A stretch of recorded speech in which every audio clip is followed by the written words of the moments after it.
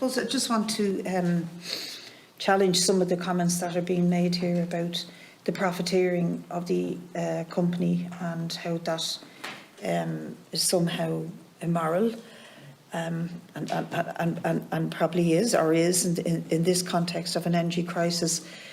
But would you agree that the ESB, as it was originally structured, was an absolutely perfect model for a society because it didn't have a for-profit mandate, and that it ran the both generated, ran and distributed the energy on what some would have perceived as a monopoly basis, but on the other hand, it worked hugely efficiently for this country and returned a huge amount of money back into the exchequer because of its international operations, and delivered the cheapest and most reliable energy probably in the world.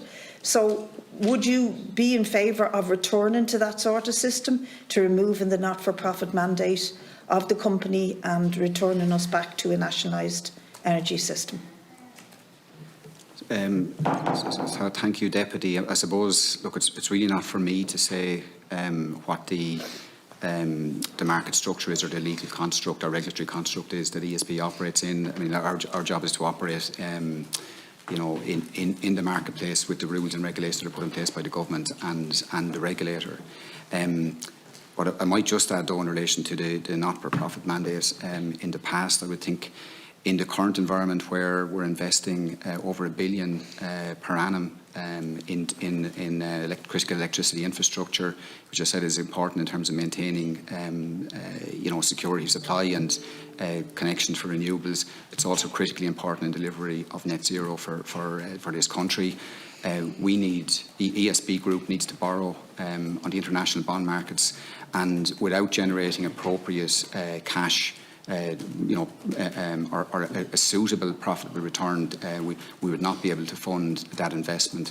And I suppose, just to repeat again, I mean, for the profit the ESB group makes, you know, over 50% of that goes back to the state in the form of dividends and taxes, and the rest effectively funds investment in infrastructure for the country, which is critical to deliver net zero.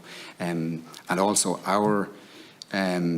we're in a competitive market, and like we are in Electric Ireland, our prices are and have been and will continue to be competitive in that marketplace relative to other suppliers in terms of offering value to our customers.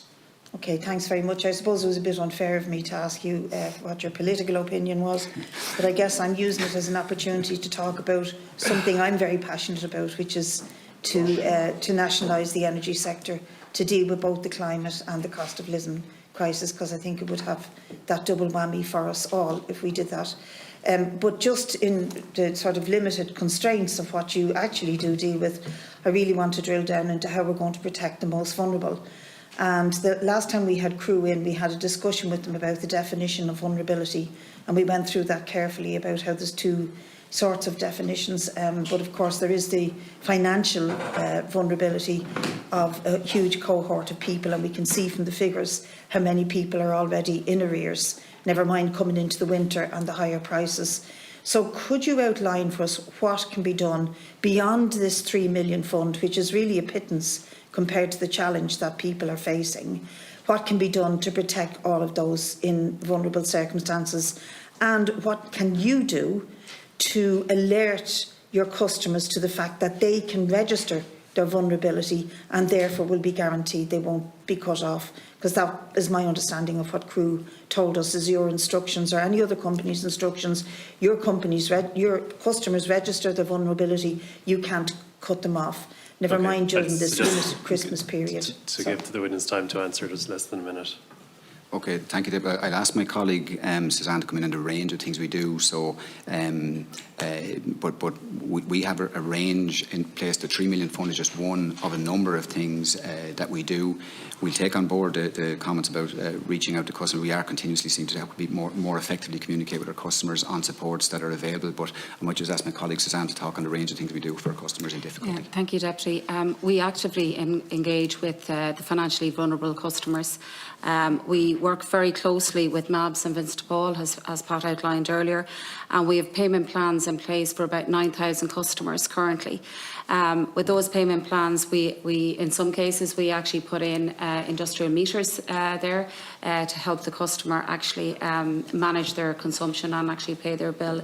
And the hardship fund would actually we work very closely with Vincent de Paul and MABS to make sure that that fund is directed to those financially vulnerable customers.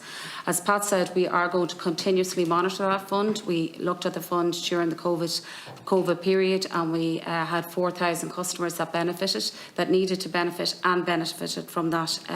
From that fund at that time. So we'll continuously monitor it, but we will be putting in payment plans and that to make sure that the financially vulnerable customers are actually looked after.